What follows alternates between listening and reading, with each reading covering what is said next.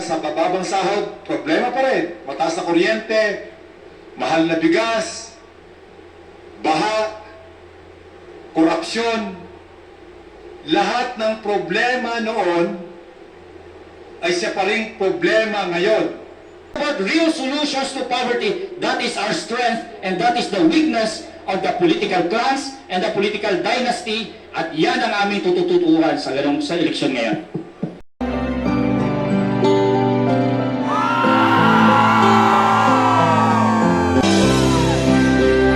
At ng kawani ng media na nandirito, ako si Lucas Espiritu. Ang iba ay pamilyar kung sino ako. Ang iba siguro ngayon lang narinig ang pangalan ko. Ngunit ako ay tumakbo sa pagkasenador ng 2022 sa ilalim ng Partido Lakas ng Masa sa slate ni Calyoto de Guzman at ni Walden Bello. Ako ay pangulo ng bukluran ng manggagawang Pilipino. Ako ay labor leader, climate activist, human rights activist. Ako ay maraming advokasya na para sa basihang sektor ng ating lipunan. At ako ngayon ay tumatakbo muli bilang senador sa ilalim ng Partido Lakas ng Masa at itataguyod namin ang lahat ng mga interes ng pinakababa ng ating lipunan, ng mga manggagawa, ng mga masang maralita. Ang ating Senado ngayon ay nahaharap sa matinding krisis. Walang nakakakita na itong present na Senado natin ay isang institusyon na we can be proud of.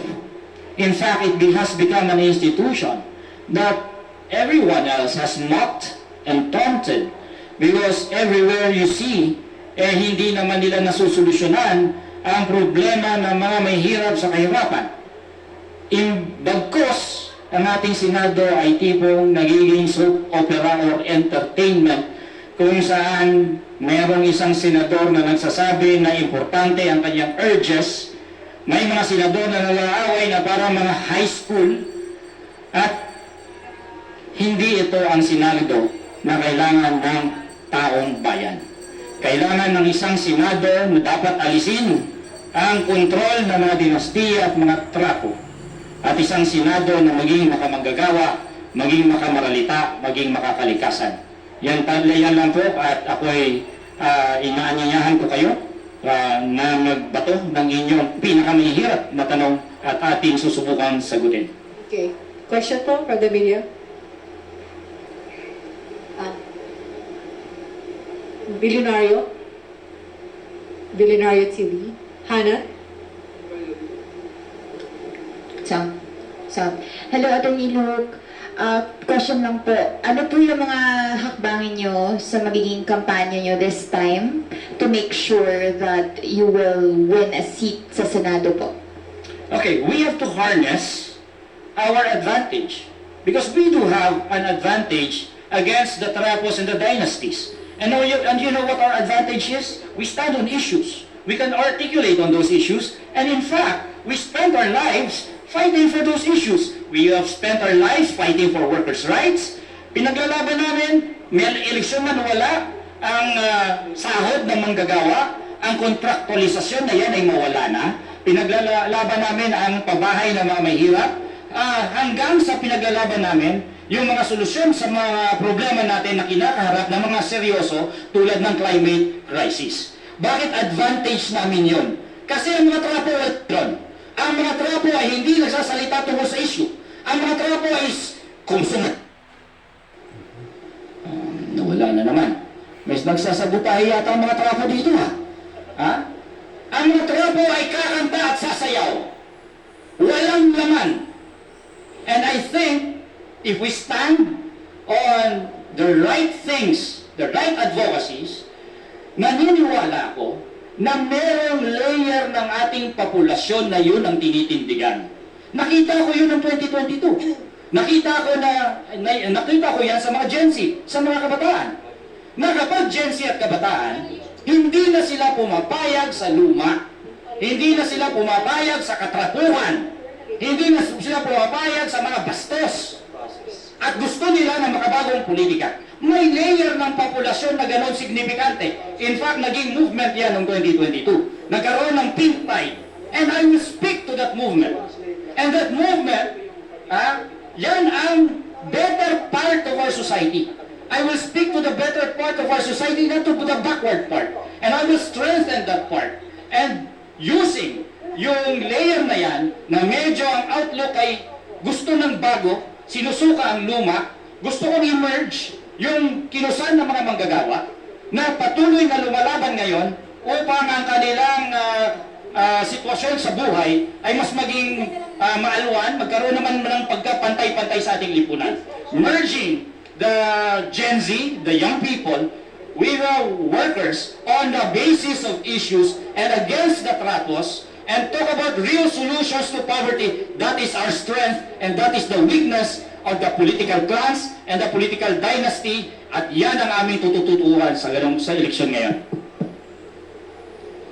Okay, another question? Dayan Sampang, Inquiry.net. Sir, good afternoon. Nabanggit niyo po kanina na mas pagtutuunan niyo po ng pansin yung mga Gen Z or yung mga kumakalaban sa luma na. But you will not focus on the backwards. Pero sir, sa magiging kampanya niyo po for running again in the Senate, paano niyo, naiisip niyo po ba na mag-take advantage din sa mga hindi nakikinig or sa mga pumapanig pa rin sa mga luma for you to have an advantage? I'm going to tell you something. There are people who will never vote for me. And you know those people who will never vote for me? Sila yung pinapalakpakan yung pagpatay ni Duterte sa mga 10,000 o more than that na mga masang Pilipino. Yung mga hindi boboto sa akin, yung pumapalakpak kay Marcos at naniniwala sa Taliano Gold. At hindi nila tinitingnan ng sarili nila na nabubudol-budol sila. Alam mo kung sino hindi boboto sa akin? Yung mga trolls na bayaran.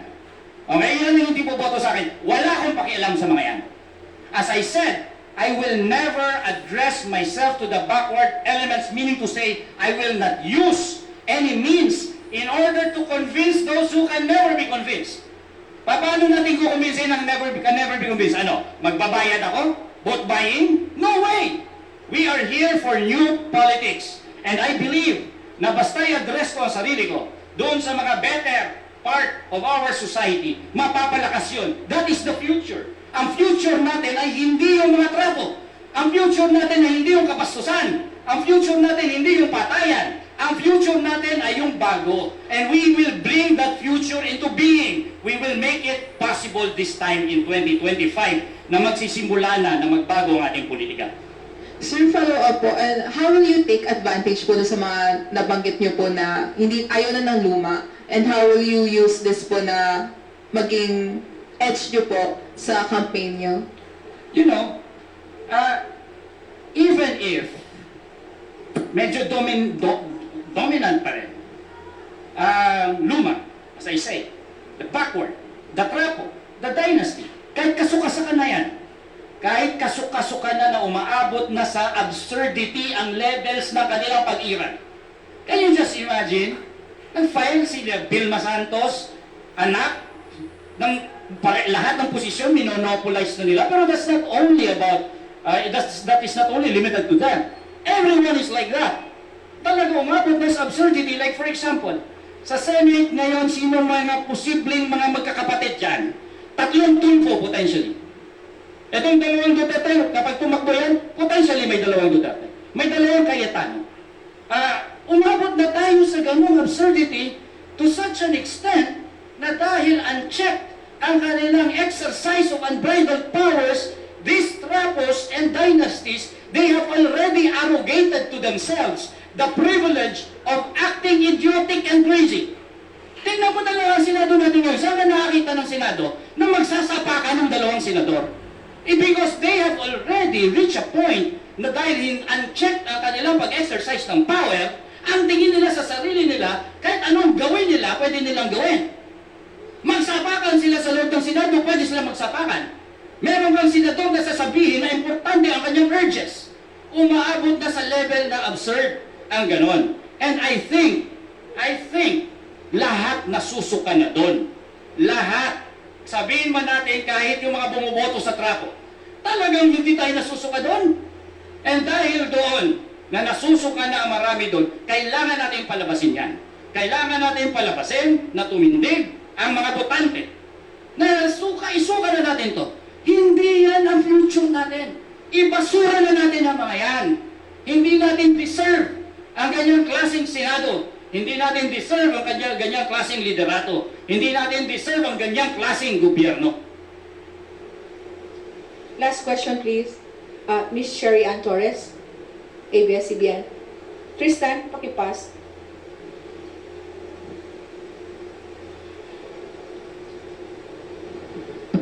Sir, magandang hapon po.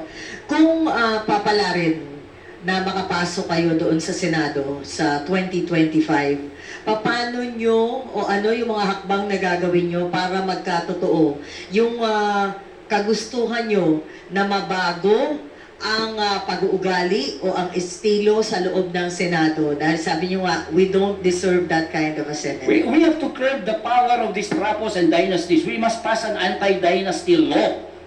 That is long overdue. The Constitution ordains that we must have an anti-dynasty law, but these dynasties in the Senate and the House of Representatives, they have always managed na patayin lang mga kahit anong inisyatibo, mga bills, hindi yan papasa ng committee level. Panahon na kailangan i-push yan. Dahil hindi talaga natin masisikmura ang mga pagmumuka ng mga yan. Hindi na kaya sikmurain yan. Naabot na ng gano'n, na ilang pamilya na lang nandyan. Basta po. Time's up na. So, maraming salamat sa lahat. Sa bababang sahod, problema pa rin. Mataas na kuryente, mahal na bigas, baha, korupsyon. Lahat ng problema noon ay siya pa ring problema ngayon. Na ipinangako ng mga tumakbo noon, nababalik ngayon, pero hindi naman ginawa. At ito yung dahilan kung bakit ako ay muling tatakbo bilang senador. Dahil itong mga political dynasty, itong mga trapo, itong mga elite, ay wala namang ginagawa sa problema ng bayan, walang ginagawa sa kahilingan ng mga mamayan. Ang pinag-uukulan ng pansin at panahon nila ay resolbahin yung kailang problema. Ang pagkakamal ng kapangyarihan at pagkakamal ng yaman. Yun lang ang dahilan kung bakit sila nandyan sa Senado. Pero yung mga butanteng pinangako nila ng pagbabago, nakanganga pa rin hanggang sa ngayon. Walang matinong batas na ginawa para resolbahin ang problema ng unemployment, ang problema ng kontraktualisasyon, ang demolisyon sa mga maralita, ang land grabbing ng lupain ng mga katutubo, walang niresolve ang mga nagbabalikang politikong ito. Wala po tayo. Okay. Sige. Okay, Question baka may na namin. tanong. Tristan, Newswatch.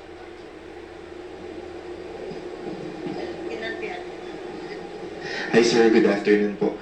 Sir, ano yung siguro masasabi niyong realizations niyo noong presidential elections na yung kung paano yung campaign niyo that you would do differently this time around na sa pagka-senador yung tatakbuhan niyo? May babaguhin ba kayo the way you campaign? Or ano pa po yung mga natutunan niyo noon na kumbaga natutunan kayo ngayon? Ang malaking isang faktor, alam mo, yung pumuputok na yan, lumalakas yung kilusang anti-dynasty. Nagsisink in na sa mga maraming mamayan na wala talagang maasahan ng taong bayan sa political dynasty. Isang faktor yan. Siguro aminin ko na rin, yung pagtakbo ko bilang presidente, nagkaroon ng recognition. Hindi lamang sa aking pangalan, kundi sa plataforma na bitbit namin ni Atty. Luke. Kaya tingin ko, magandang simula ang ginawa ni Atty. Luke nung nakaraang kampanya niya at itong pagtakbo ko bilang presidente para sa recognition na hindi lamang na aking pangalan, kundi ng plataforma, agenda na sinusulong namin.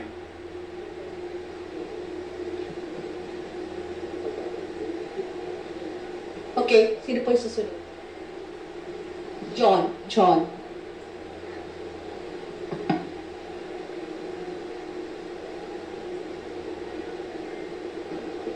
Sir, nung mga nakaraang taon, nakaraang 2 taon, ano po yung pinagkakaabalan nyo para isulong yung labor advocacy nyo po?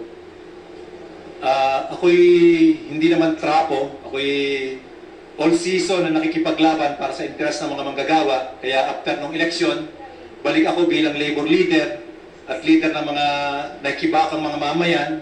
Kaya nagtuloy-tuloy ang pagbubuo namin ng mga alyansa ng mga manggagawa para ilaban yung dagdag na sahod na 150 pesos na hanggang sa ngayon ay maganda na positive sa Senado pero doon sa Kongreso ay bumara. Bukod yan, tuloy ang aming pakikipaglaban para doon sa pagwawakas ng provincial rate dahil tingin namin talagang anti-worker yon, pro-big business yung batas na yon.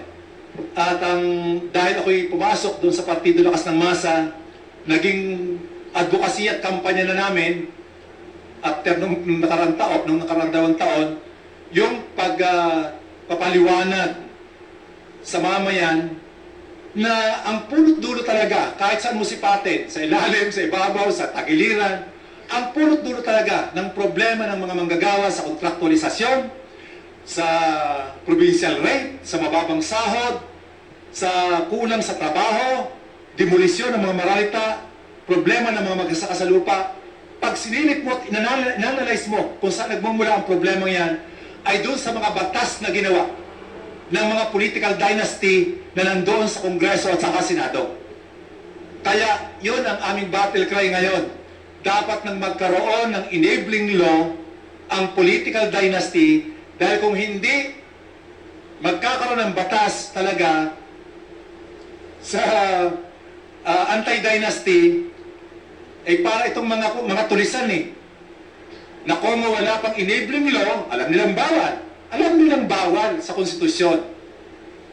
Pero dahil wala pang batas, nagkukumahog lahat ang mga mapagsamantala para pumasok sa gobyerno, gamitin yung pangalan, gamitin ang pera, manalo, magkaroon ng kapangyarihan, at magpayaman. Alam nilang bawal. Pero dahil hanggat hindi po nakasara ang pinto, pumapasok para magkaroon ng kapangyarihan at gawin ang lahat ng gusto para sa kanilang pagpapayaman. Diyan nagmumula ang problema natin ng mababang sahod ng lahat sa political dynasty. At nakapag-aral na ngayon, dahil halos ang lahat ng pwesto sa Senado, lahat ng bumabalik, ay puro dynasty. Kung hindi man, ay numero 1 tagapagtaguyod at tagapagtanggol ng political dynasty na klaro nang inilagay sa ating konstitusyon dahil hindi nakatutulong dahil ang ginagawa ay para sa sarili lamang. Ms. Sherry Ann.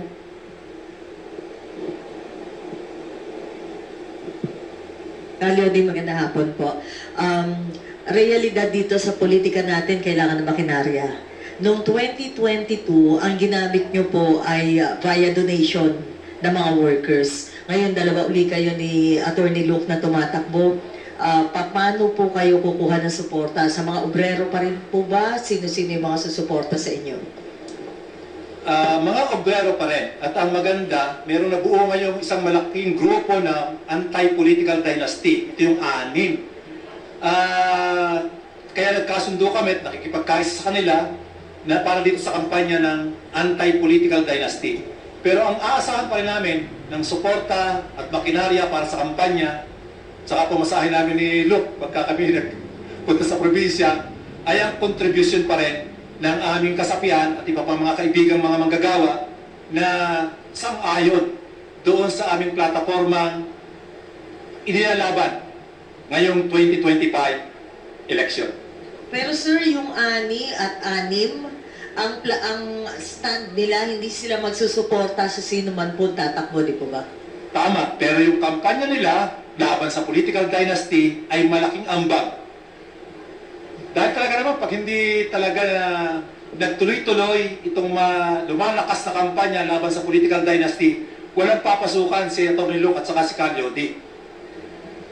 Pero may tingin kami na puputok ang anti-dynasty sentiment ng mamayan ngayong 2025 eleksyon. Dahil ramdam at kitang-kita nila kung paano garapalang sinasalakay ng mga political dynasty ang posisyon sa Senado at posisyon sa iba't ibang level ng ating pamahalaan.